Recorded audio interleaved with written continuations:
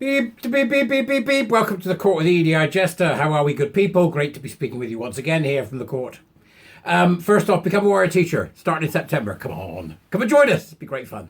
Or you can subscribe to my Substack, the usual stuff to keep going. So, we have the result in Tickle versus Giggle, the Australian case brought against Sal Grover by a ridiculous, limping, larping loafer called Tickle. Right? That's his name. Now, that resonates with some of us in the UK, and those of you who will have seen a programme called The Thick of It, in which there was a gentleman called Tickle, and it was referred to when he was playing city beggars outside Parliament, Mr. Tickle's tent-based twattery.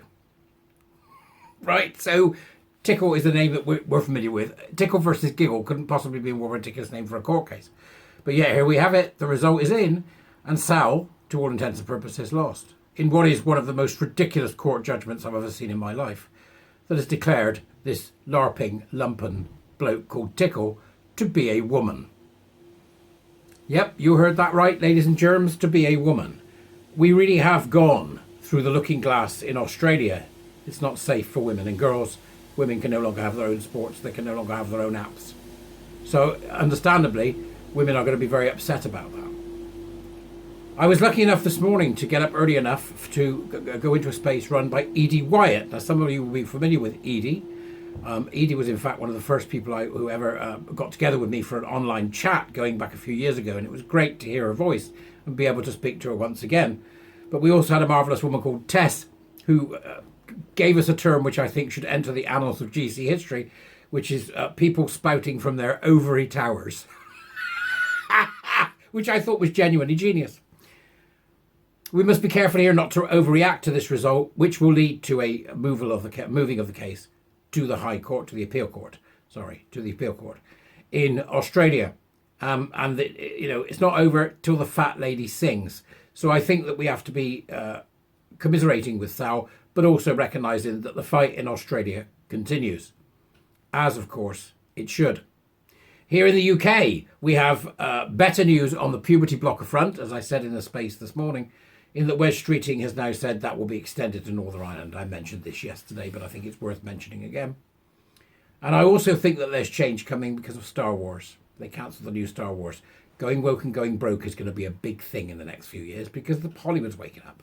So we've got lots going on we're doing all right there. We're not doing so all right there. But I don't want us to get to the extent where we think it's just not worth bothering anymore. For goodness sake, please don't think that. It is definitely worth bothering. We've got a long way to go, but it's a fight that's worth having.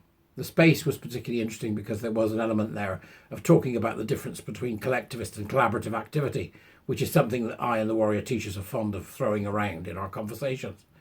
Collaborative activity is by nature fractious. We fall apart, people get annoyed, then we come back together, then we do something else, then we split up and go off.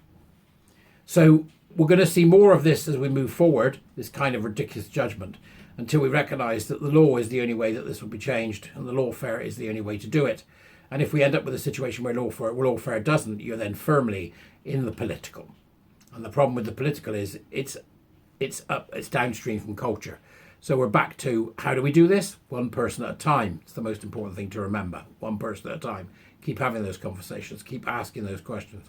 Keep getting people to look and understand exactly what's going on, no matter how hard it might be for them to get their head around it immediately. Warrior teachers know this implicitly. You can talk to somebody and have a decent conversation and they'll disappear for 18 months and then they'll come back and go, you remember what you told me? It takes people a long time to adjust to the reality of what is gender identity, ideology, queer theory, and then, of course, above that, critical social justice. So don't be disheartened, is my message to Australia right now, and particularly to the women and girls in Australia. I know it's tough. I know it's hard. But I still think that truth will out. And I hope that you think the same too. That truth and goodness will win in the end, no matter how hard the fight. And it's a fight we cannot afford to give up because it matters for the next generations that follow us. That the very definition, the very base of what makes us human, our sex, is held above all else when it comes to categorization in the public sphere. That's my thoughts. So let's keep going, folks. We can get there. It's Pride Weekend here in Manchester. So there'll be lots of look up at the queue out and about causing trouble. and lots of gay men who know or don't know what's going on, and some lesbians who know or don't know what's going on, and there'll be men in dresses strutting up and down, doing their ting, right? That's because it's Pride weekend.